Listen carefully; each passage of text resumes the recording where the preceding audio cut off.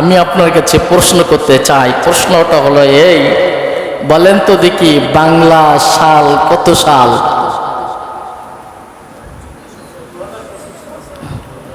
মুরব্বী বলছে 2025 সাল বাংলা সাল।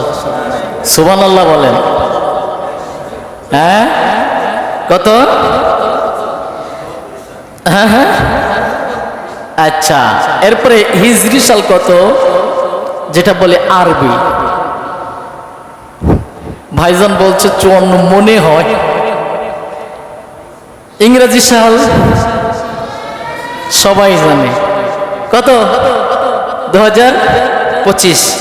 প্রাণ প্রিয় উপস্থিতি, আসুন 1432 হচ্ছে বাংলা আর 1447 হচ্ছে হিজরি।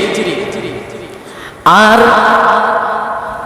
ক্যালেন্ডার দেখার দরকার নেই, আমার মনে আছে 2025 হলো ইংরাজি। আসুন আমরা ইতিহাস দেখি।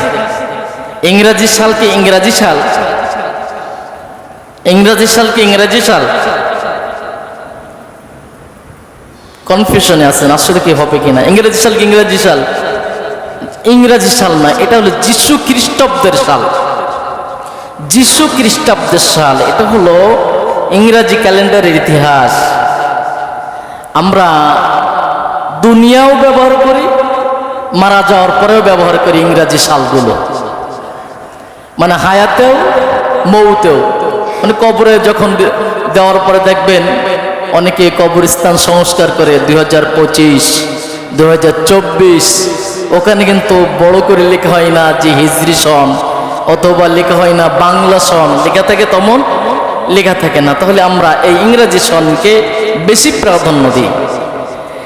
এইটা হলো যে আজ থেকে কয়েক শত বছর আগে 1582 সালে পোপ অষ্টম গ্রেটলি জুলিয়ান ক্যালেন্ডারে কে পরিবর্তন করে, এটা দুটোভাবে পরিবর্তন করে। ডিসিআই এক নম্বর হলো, এর অর্থ হলো যে বিফোর কাইফ অর্থাৎ পূর্বের সাল, পরবর্তীতে সাল হলো যে এডিসি, ল্যাটিনের ভাষায় যে দি আওয়ার অফ লর্ড, এটা হলো ল্যাটিনের ভাষায়। এটা এরপরে পূর্ব সংস্কার করতে করতে করতে করতে যিশু খ্রিস্টাব্দের যে বছর যিশু খ্রিস্টাব্দ জন্ম নেয়, সেই যিশু খ্রিস্টাব্দ জন্ম নেয়ার থেকে সেই সাল থেকে গণনা করার থেকে ইংরেজি সাল গণনা করা হয়। এটা হলো তাহলে ইংরেজি সাল না, হলো এটা হলো খ্রিস্ট প্লাস অব্দ, খ্রিস্টাব্দ, অর্থাৎ যিশু খ্রিস্টাব্দের জন্ম সালকে বলা হয় ইংরেজি সাল। কিন্তু এটা কিন্তু সঠিক না, এটা হলো যিশু খ্রিস্টাব্দর সাল। কথা বোঝা গেছে?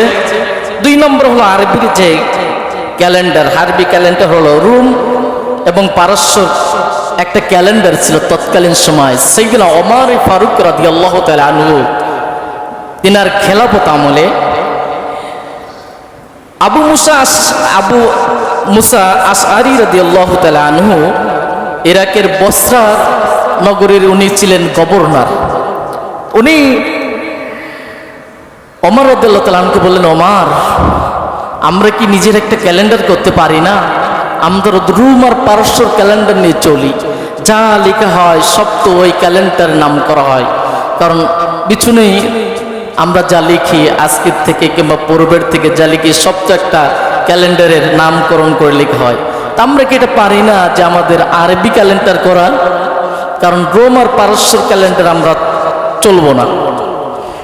এমনও আছে যেমন তারা এইটাই ক্যালেন্ডার না লিখে মনে করেন যে আমাদের আমফান ঝড় কত সালে হয়েছিল? 2019 না, 2019 সম্ভবত।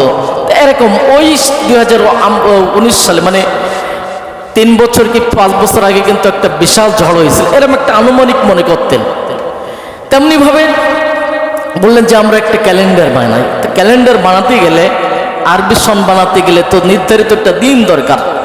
তখন ওমর রাদিয়াল্লাহু তাআলা আনহু সমস্ত সাহাবা রাদিয়াল্লাহু তাআলা আনহুদেরকে ডাকলেন, একটা মিটিং কল করলেন। কি কল করলেন? মিটিং কল করলেন। মিটিং কল করার পরে প্রত্যেকের মতামত নিলেন কোন সালটা ধরা যায়। কে বলল যে আমরা আরবি সাল গণনা করতে পারি বিশ্বনবী সাল্লাল্লাহু আলাইহি সাল্লাম জন্মর সাল থেকে, যেহেতু রাসূল সাল্লাল্লাহু আলাইহি সাল্লাম জন্ম নিয়েছিলেন আমরা ওখান থেকে ধরে নিতে পারি। কেউ কেউ বললেন না, এ মতটা হয় না। দ্বিতীয় নম্বর মত হলো যে যে রাসূল সাল্লাল্লাহু আলাইহি সাল্লামের নবুয়তের সালটা নিতে পারি। রাসূল সাল্লাল্লাহু আলাইহি সাল্লাম যখন নবুয়ত প্রাপ্ত হয়েছিলেন ওই প্রাপ্তকাল থেকে ওখান থেকে গণনা শুরু করতে পারি। তাহলে কয়টা মত গেল? দুটো মত। তৃতীয় নম্বর মত হলো যে রাসূল করিম সাল্লাল্লাহু আলাইহি সাল্লাম মক্কা থেকে মদিনায় হিজরত করেছিলেন। মক্কা থেকে মদিনায় হিজরত করেছিলেন, ওই হিজরতের সময়টাই আমরা নিতে পারি। চতুর্থ নম্বর মত, তিন নম্বর মতের কেউ প্রাধান্য দিলেন না। চতুর্থ নম্বর মত হলো যে রাসূল করিম সাল্লাল্লাহু আলাইহি সাল্লাম ইন্তেকাল করেছিলেন, ইন্তেকাল করার যেদিন তিনি ইন্তেকাল করেছেন ওখান থেকেই আমরা সালটা গণনা করতে পারি। মন খারাপ হচ্ছে আপনাদের, এগুলো জানার দরকার না? তখন এই চারটি মত যখন হয়ে গেল, সবচেয়ে সাহাবাদের ভিতরে তীক্ষ্ণ ব্রেনের অধিকারী ছিলেন হযরত আলী কাররামাল্লাহু ওয়াজহা। আলী রাদিয়াল্লাহু তাআলা আনহু কাউকে ছাড়তেন না। আলী রাদিয়াল্লাহু তাআলা আনহু, ওমর রাদিয়াল্লাহু তাআলা আনহু, আবু বকর রাদিয়াল্লাহু তাআলা আনহু, তিনজন। কয়জন? তিনজন যখন পথ ধরে হাঁটছেন, ওমরও লম্বা, আবু বকরও লম্বা, আর হলো আলী একটু খাটো ধরনের, ভেটে ধরনের। তখন কে যেন বলল, দুইজন দুই পাশে মাঝখানে আলী, কে যেন বলল যে দুই পাশে দুইজন আর মাঝখানে খাটো মানুষ, এটাও আলী। মনে হচ্ছে এটা নুনের মতো। কিসের মতো? কিসের মতো? নুনের দুই পাশে কি লম্বা, মাঝখানে কি নুক্তা, মাঝখানে কি খাটো নুক্তা। তো বলল নুনের মতো, তোমরা হাঁটছো নুনের মতো। তো আলী রাদিয়াল্লাহু তাআলা আনহুর একটু প্রেস্টিজি লেগে গেছে। উনি তো এমন বান্দা যে নিজেকে নিজে ছোট মনে করবে, ঠিক আছে, কিন্তু আমাকে কেউ ছোট করবে ওটা মেনে নিতে পারেনি। আলী রাদিয়াল্লাহু তাআলা আনহু বললেন, আনা নুক্তা, আনা আন নুক্তা তা নুনা, নুনের নুক্তাই যদি না হতো তাহলে নুনের কোনো দাম হতো না। সুবহানাল্লাহ বলি। নুক্তা না হলে নুন হবে? কথা বলেন। আলী রাদিয়াল্লাহু তাআলা আনহু বললেন যে আমরা একটা নিতে পারি, সেটা হলো রাসূল করিম সাল্লাল্লাহু আলাইহি সাল্লাম মক্কা থেকে মদিনায় যখন হিজরত করেছিলেন ওই হিজরতের সময়টা আমরা সাল গণনা করতে পারি। সবাই একমত দিয়ে দিলেন। সুবহানাল্লাহ। এবার দ্বিতীয় নম্বর হলো, বুঝলাম এটা হলো সাল গণনার তারিখ, কিন্তু কোন মাস থেকে শুরু করব? কোন মাস থেকে শুরু করব? যে বছরের প্রথম মাস নাকি বলে? বিশ্বনবী সাল্লাল্লাহু আলাইহি সাল্লামের কাছে ওহী নাজিল হয়েছিল সূরাতুল তওবার একটা আয়াত, সম্ভবত 56 নম্বর আয়াত, যে আল্লাহ তাআলা বলছেন চারটি মাস সম্মানিত। কয়টা মাস সম্মানিত? চারটি মাস সম্মানিত। এই জন্য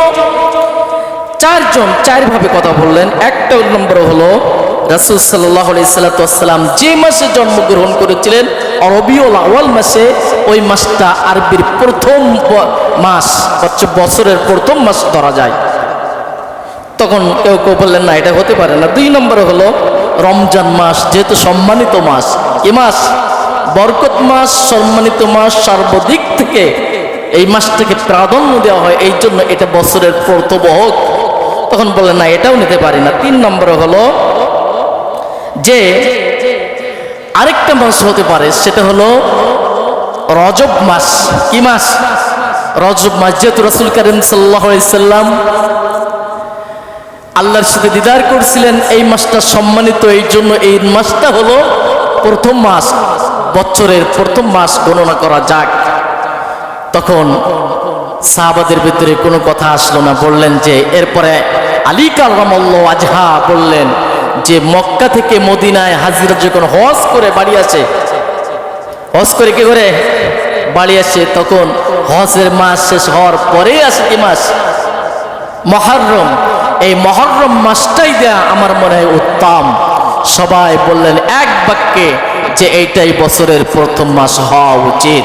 সেখান থেকে এই আরবির ইতিহাস, আরবি মাস এবং আরবি বছরের ইতিহাস, আল্লাহ তাআলা আমাদেরকে আরবি মাস এবং আরবি মাসের ইতিহাস সম্পর্কে জেনে